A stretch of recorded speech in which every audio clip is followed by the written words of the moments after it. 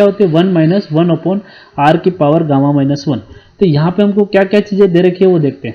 हमें यहाँ r क्या होता है, यहाँ पे r की जो वैल्यू होती है वो होता है कंप्रेशन रेशो, और गामा का मान क्या होता है एयर के लिए 1.4। आगे बात समझ। तो हमें क्या नहीं दे रखा, हमें कंप्रेशन रेशो नहीं दे रखा है। तो कंप्रेशन रेशो नहीं दे रखा है, इसको निकालने के लिए कुछ दिया होगा, हाँ दे रखा है। इसको निकालने के लिए हमको क्या दे रखा है, इस क्वेश्चन में जो सिलेंडर का डायमीटर दे रखा है या पिस्टन का डायमीटर दे रखा है, लेंथ ऑफ स्ट्रोक दे रखा है और क्लियरेंस वॉल्यूम दे रखा है। इन 3 पैरामीटर की हेल्प से हम क्या निकाल सकते हैं, कंप्रेशन रेशो निकाल सकते हैं। कैसे निकालते हैं, देखो जो कंप्रेशन रेशो होता है वो total volume upon clearance volume होता है। टोटल वॉल्यूम मतलब clearance volume plus swept volume divided by clearance volume. तो इसका मतलब अपन clearance volume plus swept volume अगर निकाल लें और क्लियरेंस वॉल्यूम की वैल्यू पुट कर दे तो हमें क्या मिल जाएगा, कंप्रेशन रेशो मिल जाएगा। तो क्लियरेंस वॉल्यूम की वैल्यू कितनी दे रही है, क्लियरेंस वॉल्यूम तो हमको दे रहेगा 2.78। अगर ये डिवाइड बाय 1000 इसको क्या लिखते हैं, मल्टीप्लाई बाय 10 की घात -3 में मैं लिख सकता हूँ। 1/1000 को मैं क्या लिख सकता हूँ, 10 की घात -3 में मल्टीप्लीकेशन में लिख सकता हूँ। तो इसको मैंने लिख दिया, क्लियरेंस वॉल्यूम की वैल्यू पुट करी। देखो आर बराबर क्या आया, VC plus VS upon VC.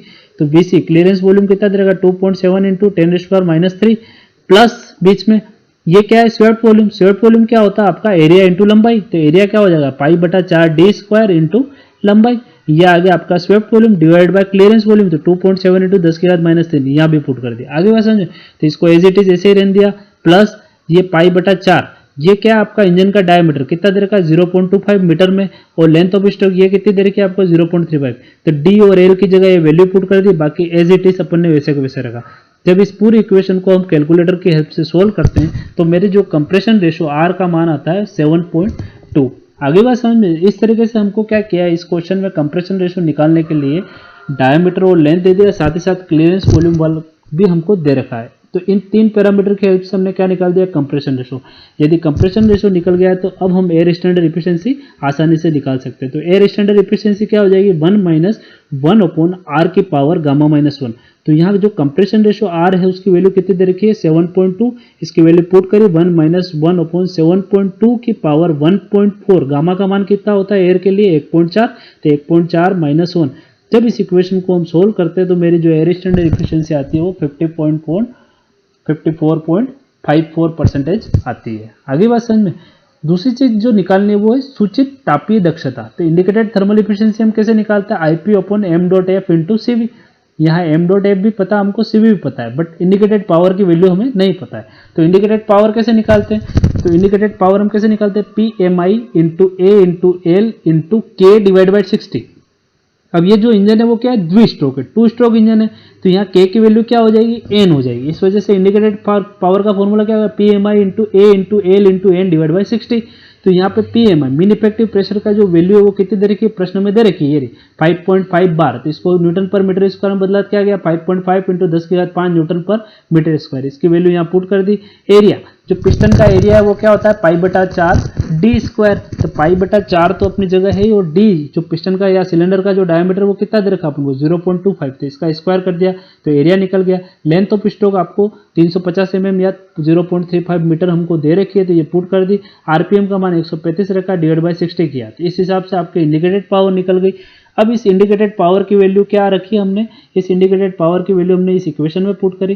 तो इंडिकेटेड थर्मल एफिशिएंसी का फॉर्मूला क्या हो गया आपका, 2121260.97। ये इंडिकेटेड पावर की value divide by m.f into CV। तो m. कितना था आपका 9/3600, और CV का मान कितना आपका 16350 इंटू 1000। CV की वैल्यू ये रही। इसकी वैल्यू जब यहाँ पुट करते हो और इसको सोल्व करते हो तो इंडिकेटेड थर्मल एफिशिएंसी कितनी आ जाएगी, 0.5201। इसको परसेंटेज में चेंज करेंगे तो कितनी आ जाएगी, 52.01%। आगे बात समझ में। सिमिलरली अब अपन को क्या निकालनी है, रिलेटिव एफिशिएंसी। तो रिलेटिव एफिशिएंसी हम यहाँ पे जो आधार ले रहे हैं वो इंडिकेटेड थर्मल एफिशिएंसी का ले रहे हैं। किसका ले रहे हैं, तो indicated thermal efficiency, the ratio of indicated thermal efficiency to the air standard efficiency. आगे बात समझे। तो इन दोनों का जो अनुपात है वो क्या कहलाता है, रिलेटिव एफिशिएंसी कहलाता है। तो इन दोनों का हमने अनुपात निकाला और हमने क्या किया, जब इन दोनों की वैल्यू, इसकी वैल्यू क्या रखी, देखो वैल्यू पुट करनी है, परसेंटेज वैल्यू पुट नहीं करनी है, 0.5201 और इसकी वैल्यू क्या है 0.5454। जब इसको सोल्व करोगे तो इसकी वैल्यू जो रिलेटिव एफिशिएंसी आएगी वो 0.9536% आती है। तो इस हिसाब से इसकी जो परसेंटेज वैल्यू वो कितनी होगी, 95.36%। तो ये एक और अलग पैटर्न का जो न्यूमेरिकल था जो हमने डिस्कस किया। तो यहाँ हमने परफॉर्मेंस ऑफ आईसी इंजन में हमने कुछ न्यूमेरिकल समझने की कोशिश करी, और इन्हीं न्यूमेरिकलों में वैल्यूज आगे पीछे करके क्या होता है, आपके न्यूमेरिकल्स अलग अलग टाइप्स के बनते हैं।